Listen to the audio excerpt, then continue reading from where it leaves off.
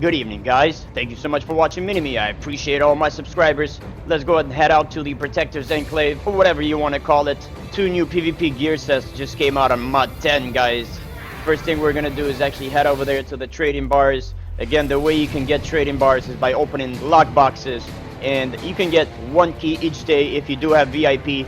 I definitely recommend that you do get VIP. It's definitely worth it. I mean, you do get 1 key every day. That's 30 keys for 1 month. It pays for itself.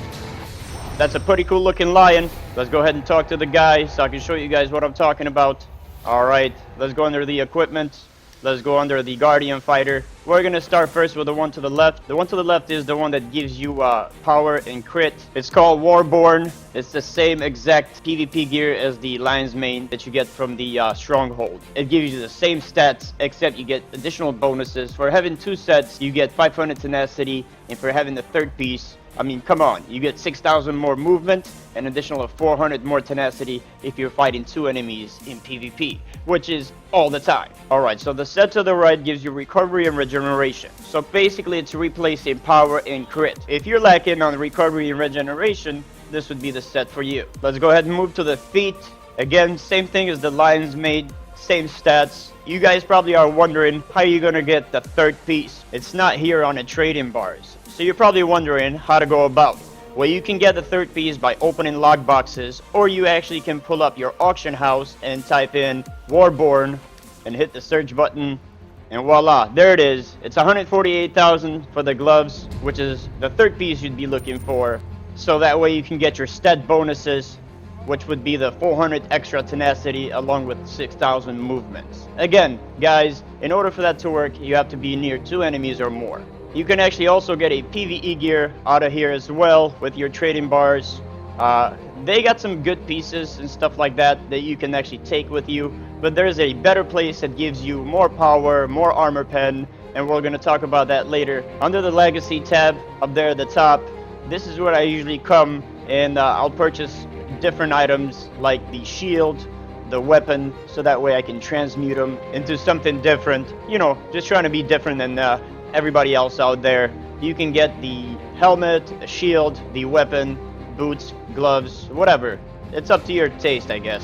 Which I also will be making a video on that. The link will be on the description below, guys. So make sure that you check that out. So that's the shield I used to have before. Obviously, you guys know I do have a different shield now. Alright, let's scroll to the bottom. And let's go ahead and pick the helmet. You guys can go ahead and choose this helmet right here. If you want to look like you got 2 big-ass dildos sticking out of your head, go ahead and be my guest. Anyways, thank you so much for sticking around. I appreciate you watching this video. If you made it this far, make sure you smash that like button for me. Let's get out of here. Let's go to the trading blades so I can show you the next PvP gear that you can grab with glory.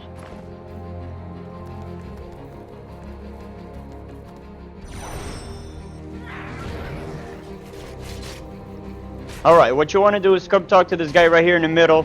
Let's go ahead and bring up all the gear, which would be the very tab on the right hand side. This is, guys, the new PvP gear. Slightly better than the one from the trading bars. You get more hit points. Instead of 21,000, you get 23,000 hit points. So about maybe 2,000 more hit points per gear, which actually adds up pretty good. And you also get 10% resistance to damage when you are being controlled. Please let me know in the comments below, which gear do you guys think is better? I guess it's a personal choice. Some of you may argue, agree, disagree, but I think they both have their advantages. The one with the trading bars, which is the Warborn gear, you get an extra 6,000 movements. In addition to that, you get an extra 400 tenacity, where this one makes you 10% damage resistant to controls when you're being controlled, and you get additional hit points. So that's the difference, guys. Thank you so much for sticking around. Really do appreciate it.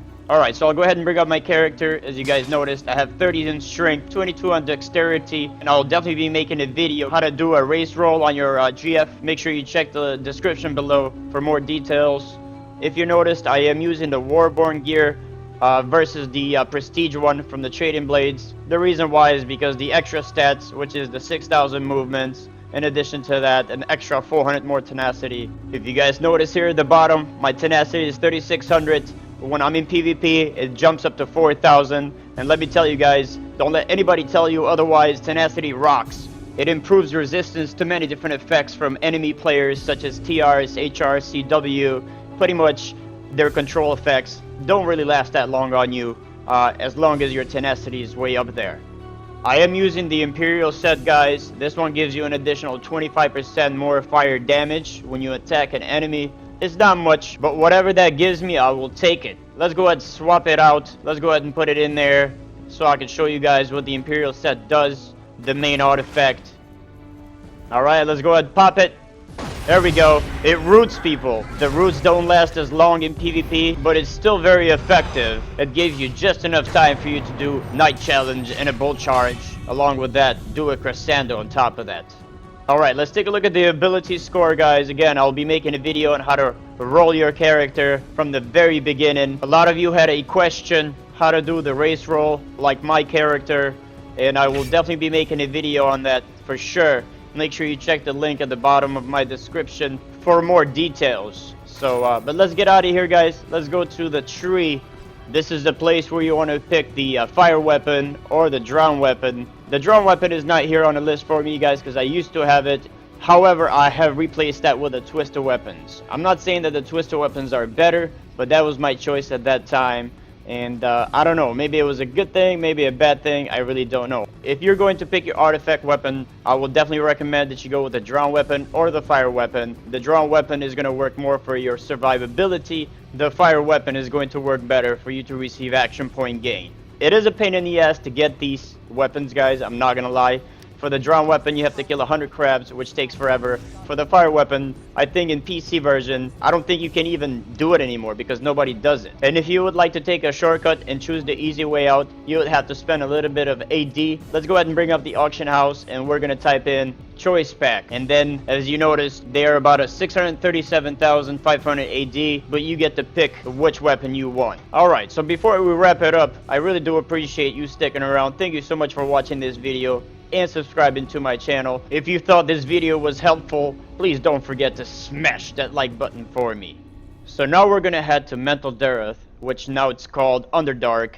Let's go ahead and travel over there, guys, so I can talk to you more about the PvE gear that you can get. Whoa, whoa, giddy up, motherfucker. You wanna come and talk to this guy, and the way you would earn this PvE gear is by doing all the demonic dungeons, the demonic encounters, such as the one in Well of Dragons, Icewind Dale. They're pretty much everywhere. There's probably one behind your house right now. Ha, made you look. Anyways, and the way you can get them by getting the demonic Icors, and the threshold on them is 1200. So please don't over exceed that, as you may not receive any after that. Just so I thought you'd like to know before I go where to get the twister weapons, you would talk to this guy right here to the left. The way the twister weapons work is that when you're being attacked, you will gain up to 4,000 defense. When you're attacking the enemy, you'll gain up to 4,000 power, and it could vary in between as well. So sometimes you may have 2,000 defense and only 2,000 power, but it's kind of like up and down. You can never get both of them. So that's all there is to this video, guys. Thank you so much for watching it. I really appreciate all my subscribers. If you enjoyed this video, make sure you smash that like button. Please make sure to leave a comment below. I just want to know your opinion on this video, and if you know something better, please do share it. Help others, help the community, help Mini-Me. Thank you guys so much for watching. And don't forget to Hulk Smash!